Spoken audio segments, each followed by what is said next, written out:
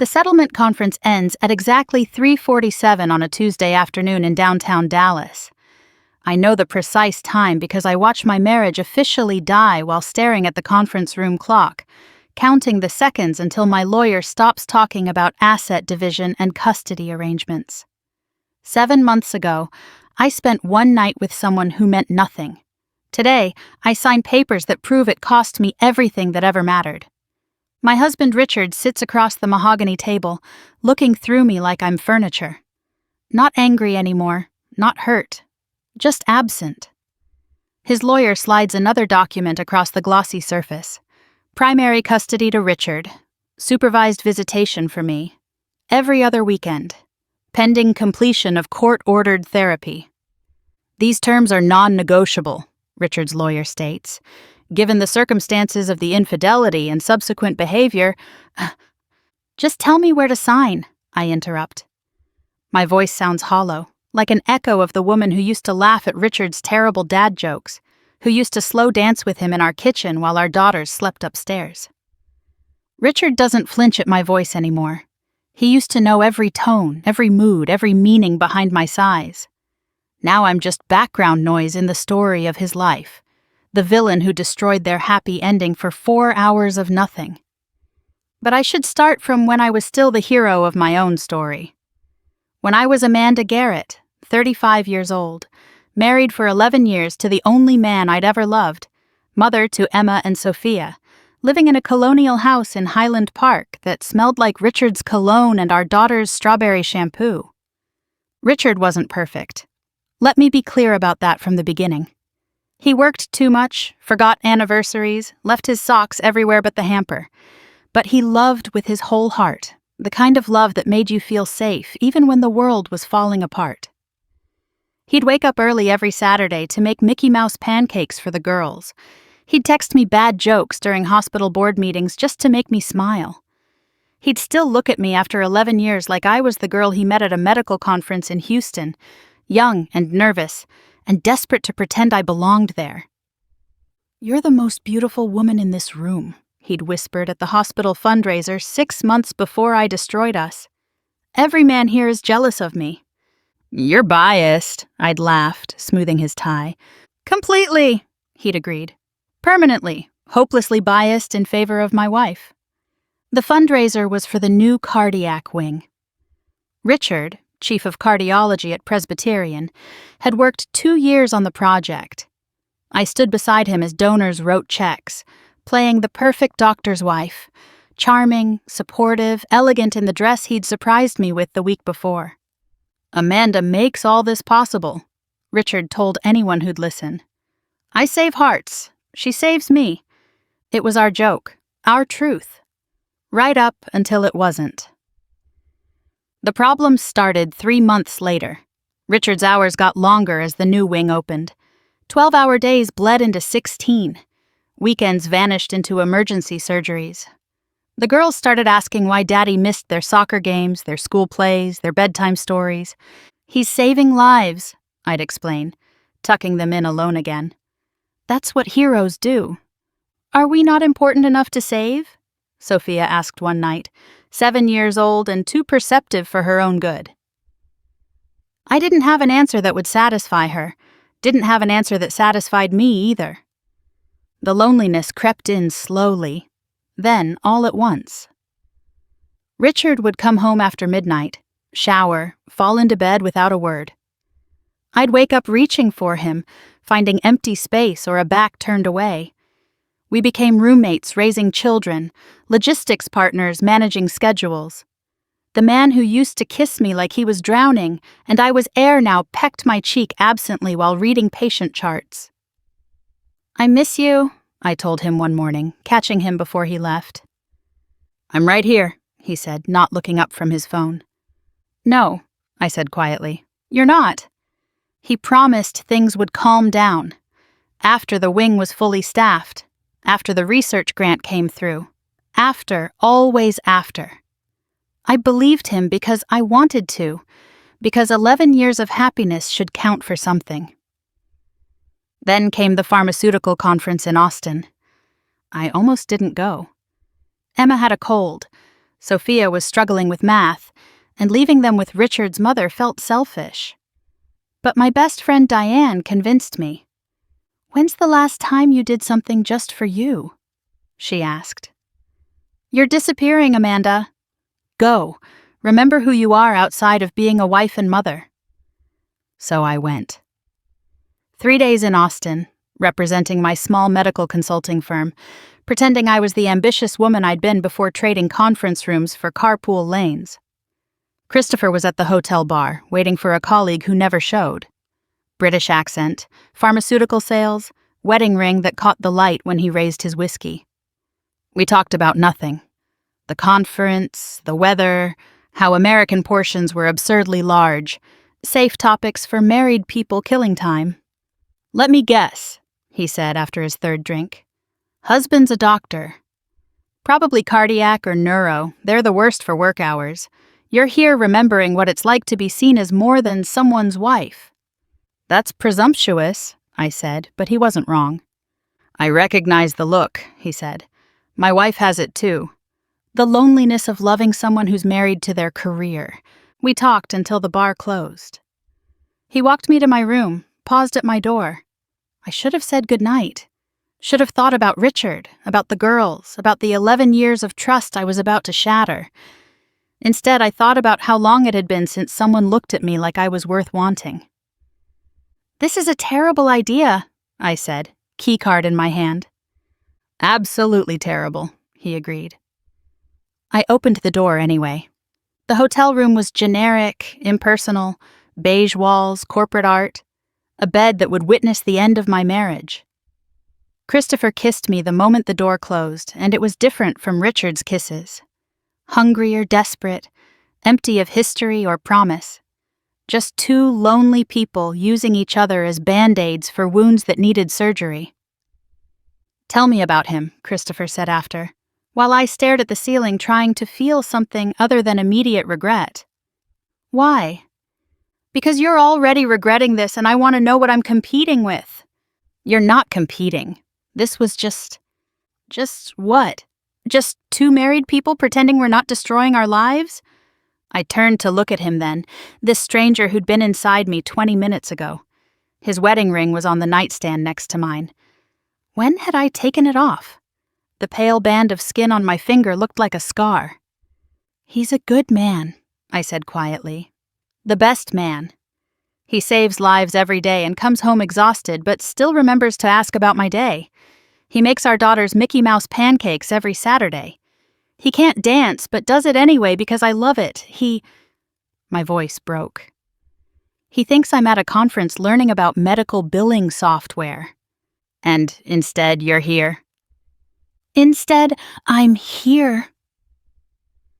Christopher left at 4 a.m, kissing my forehead like we were lovers, instead of two people who'd just detonated our lives for orgasms that weren't even that good.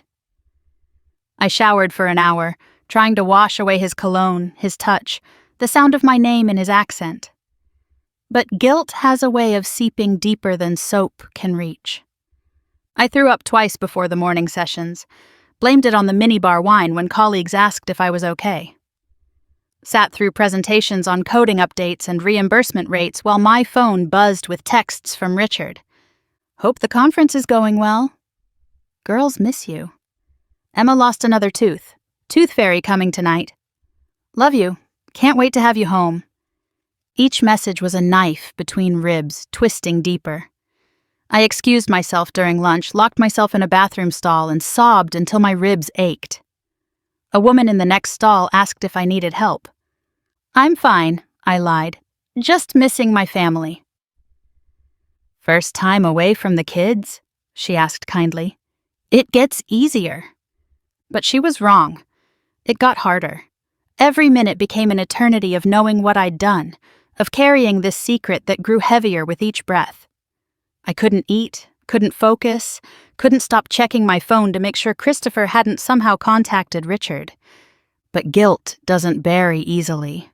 It surfaced in my skin, my voice, my inability to meet Richard's eyes when I got home. He was distracted by work. Didn't notice how I flinched when he hugged me. how I over-explained everything about the conference. "Glad you had a good time," he said absently, already scrolling through emails. "The girls missed you," I almost told him then. Almost confessed just to release the pressure building in my chest.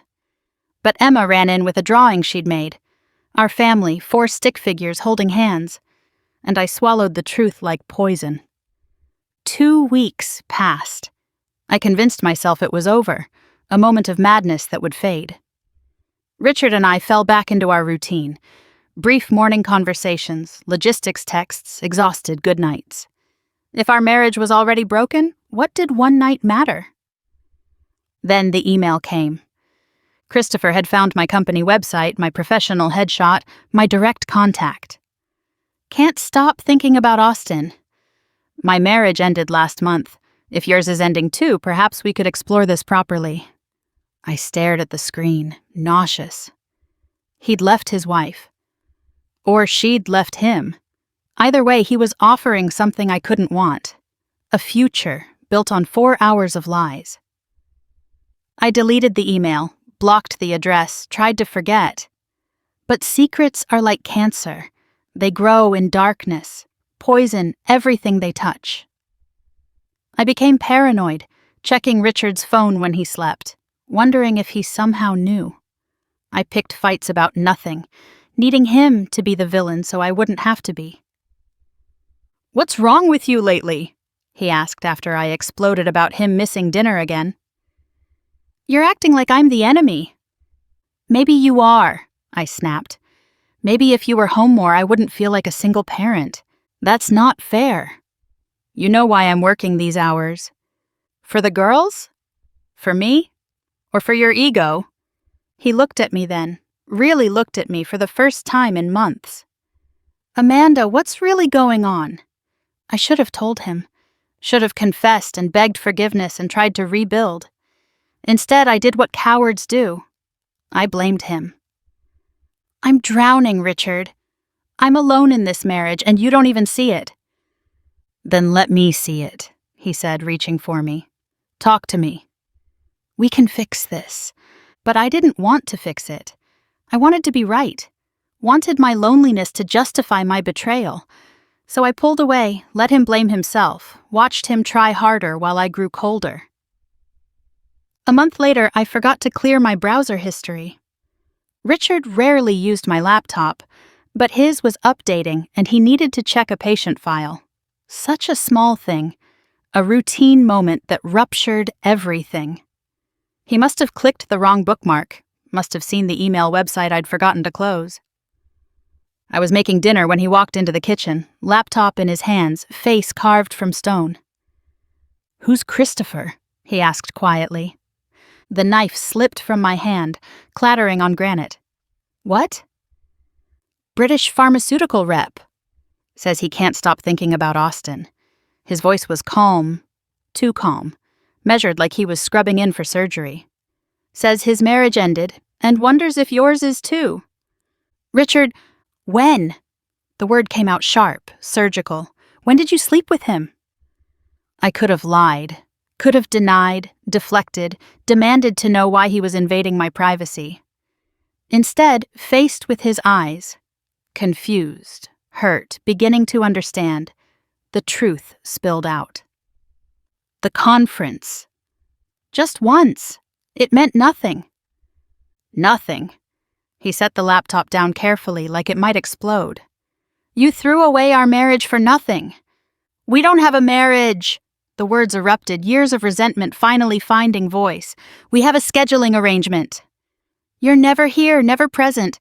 I'm raising our girls alone while you play hero at the hospital." "So you fucked someone else?" His voice broke on the profanity. Richard never swore. "That's your solution?" It wasn't a solution. It was a mistake. "When were you planning to tell me?" "I wasn't." The honesty felt surgical, cruel, but necessary. "It was one night, 4 hours. I was going to take it to my grave." He laughed then, bitter and broken. 4 hours? 11 years for 4 hours? "Richard, please. We can work through this. Counseling, therapy, whatever you want. What I want? He looked at me like I was a stranger. I wanted a wife who wouldn't betray me the first time she felt lonely. I wanted the mother of my children to value our family more than 4 hours with some stranger. I wanted... He stopped, composed himself. I need to think. I'll stay at David's tonight. What about the girls? I'll tell them I have an early surgery. He paused at the door. Don't contact me unless it's about them. I need to figure out if I can ever look at you again without seeing you with him. The door closed softly, which somehow felt louder than a slam. Richard's anger was quiet, methodical, complete. The next morning, Emma asked where Daddy was. Hospital, I lied, scrambling eggs I couldn't eat. He's always at the hospital, Sophia said. Maybe that's why you're sad all the time. Out of the mouths of babes. Richard came home 3 days later, showered, packed a suitcase. The girls were at school, thank God. I followed him from room to room like a ghost, watching him fold shirts with the same precision he used in surgery. Say something, I begged. Scream at me. Throw something. Just react. What would that accomplish? He didn't look at me, just kept packing. Would it undo what you did? Would it erase the image of my wife with another man? I don't know. Maybe it would make me feel less like a monster. Your feelings aren't my responsibility anymore. He zipped the suitcase closed. You made that clear in Austin. It wasn't about you. Of course it was about me. The first crack in his composure. Everything in a marriage is about both people. When you're lonely, that's about me. When you're unhappy, that's about me. When you decide to fuck someone else... He stopped, composed himself. That's about me too. I was trying to hurt myself, not you. By destroying us? How surgical of you. Hurt yourself by putting a knife through my chest. He moved to the closet, pulling out his work clothes. His hands trembled slightly, the only sign this was affecting him. Richard's hands never trembled. He could perform microscopic surgery on infant hearts without a single shake. Do you want to know the details? I asked desperately. Would that help? God, no. He turned to face me then, and I saw the depth of his pain. Do you think knowing how he touched you would help? Knowing what you said to him, what sounds you made? I already can't sleep without imagining it. Don't make it worse. Then what do you want? I want my wife back. The one who would never... But she doesn't exist, does she? Maybe she never did. I'm still me. I made one mistake. One mistake is forgetting to pick up milk. One mistake is missing a school play. This? He gestured between us. This is a choice. Multiple choices. You chose to have drinks with him, chose to go to your room, chose to let him in, chose to take off your wedding ring, chose to... He stopped, running his hands through his hair. How many choices does it take before it stops being a mistake? I couldn't answer. The math was devastating. I've spoken to a lawyer, he said, returning to packing. I'll file on Monday. Irreconcilable differences, keep it simple. You can stay in the house until we sort custody. You're giving up? Just like that? You gave up first, he said. You gave up when you opened that hotel room door, when you decided our problems were worth less than a stranger's attention. Our problems are real. Were real, he corrected. Now they're just excuses you're using to justify destroying our family. That night, I had to tell the girls Daddy was staying somewhere else for work. Emma, 9 and trusting, accepted it easily. But Sophia, 7 going on 40, studied my face. Is it because you were crying in the bathroom last night? She asked. When did you... I heard you. Are you and Daddy getting divorced like Olivia's parents? No, baby. Daddy just needs to be closer to the hospital for a while. The lie tasted like acid. But how do you tell your children that Mommy broke their family? How do you explain that their stable world is collapsing because you spent 4 hours pretending to be someone else? He moved into a rental apartment near the hospital. Told the girls it was temporary just while Mommy and Daddy figured some things out. They believed him because they trusted us, because parents were supposed to protect them, not detonate their world for 4 hours of selfishness. The divorce proceedings were swift and brutal. Texas is a no-fault state, but infidelity affects custody, especially when the unfaithful parent unravels. Because I did unravel, completely and spectacularly. The first month, I tried to maintain normalcy.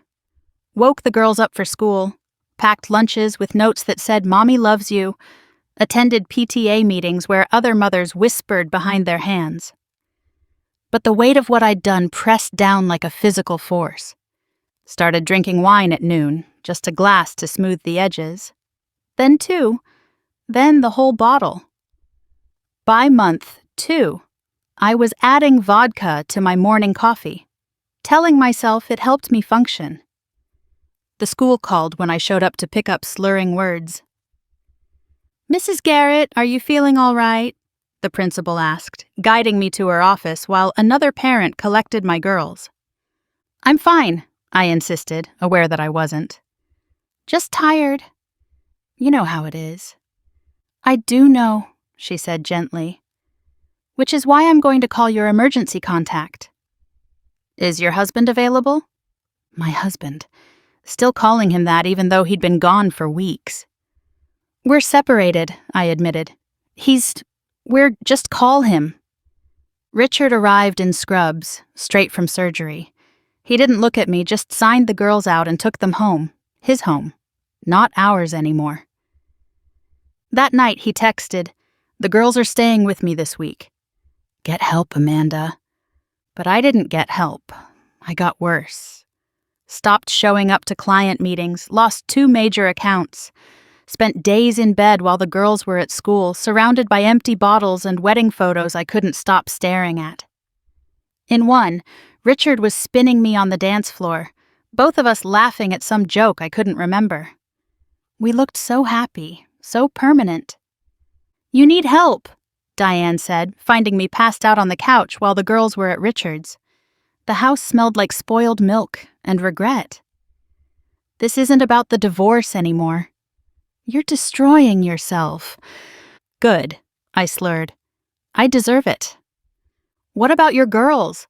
Do they deserve a mother who's drinking herself to death?" Richard used my deterioration in court, not cruelly, just factually.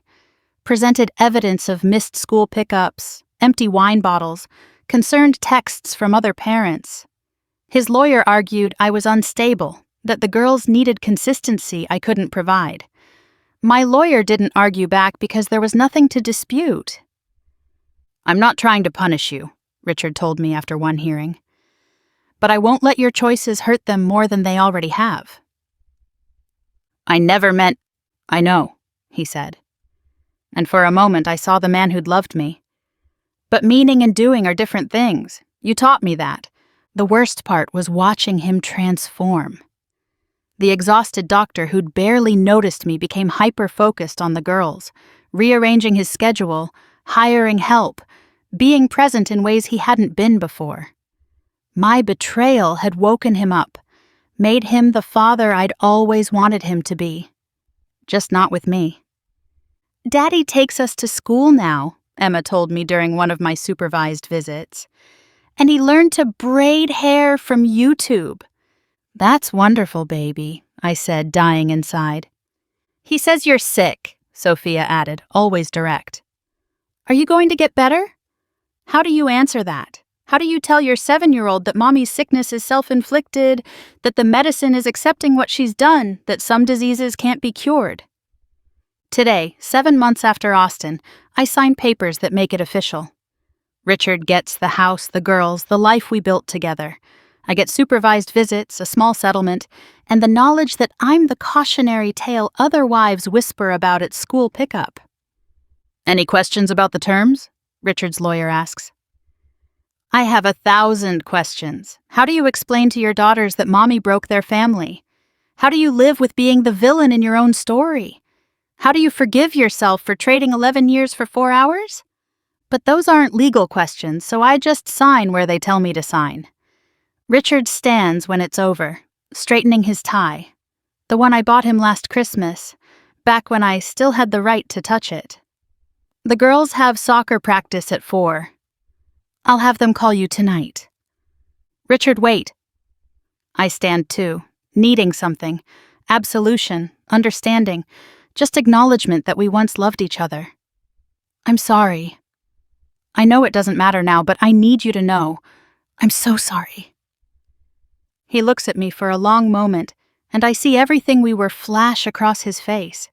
The young couple in Houston, the new parents terrified and thrilled, the partners who built a life worth envying. Then it's gone, replaced by a polite clinical distance. I know you are, he says quietly. So am I. He leaves first. His lawyer follows. Mine packs up papers that dissolve 11 years into divided assets and custody schedules. I sit in the empty conference room, staring at the chair where my husband became my ex-husband, where my choices became consequences. 4 hours in Austin, that's what it cost. My marriage, my children, my home, my identity as someone who would never, could never, didn't. The hotel room I can barely remember became the most expensive night of my life, paid in increments of Emma asking why Daddy lives somewhere else, and Sophia crying because Mommy can't tuck her in every night. My phone buzzes. A text from Richard. Girls want to know if you're coming to Emma's recital Thursday. It's at 6 inches. I'll be there, I type back, knowing I'll sit in the back, knowing other parents will whisper, knowing Richard will sit in the front with his sister or mother, or maybe someday soon someone new who won't throw away love for loneliness. 7 months since one night became forever. 7 months since I learned that some mistakes can't be undone, that some trust can't be rebuilt, that some men can't forgive what some women can't undo. 7 months since I became the woman who had everything and traded it for nothing, who broke her own heart by breaking his first. The parking garage is dark, my car alone in its corner. I sit behind the wheel, looking at my naked ring finger, at the indentation that proves something used to be there. 11 years of morning coffee and bedtime kisses and knowing someone would always choose you. Gone for 4 hours I spent trying to feel important to someone who didn't matter. Richard will remarry. He's too good not to find someone who'll appreciate what I took for granted. She'll make Mickey Mouse pancakes with him and cheer at soccer games and slow dance in the kitchen I painted yellow because it caught the morning light. She'll be the mother my girls deserve when I'm not there, which is most of the time now. And me? I'll be the reminder that marriages don't always survive betrayal, that forgiveness has limits, that one night really can destroy everything. I'll be the reason they update their vows someday, promising to talk before they walk into someone else's hotel room, to choose each other especially when it's hard, to remember that some mistakes echo forever. 7 months since I learned that it meant nothing means everything, when nothing is all you have left.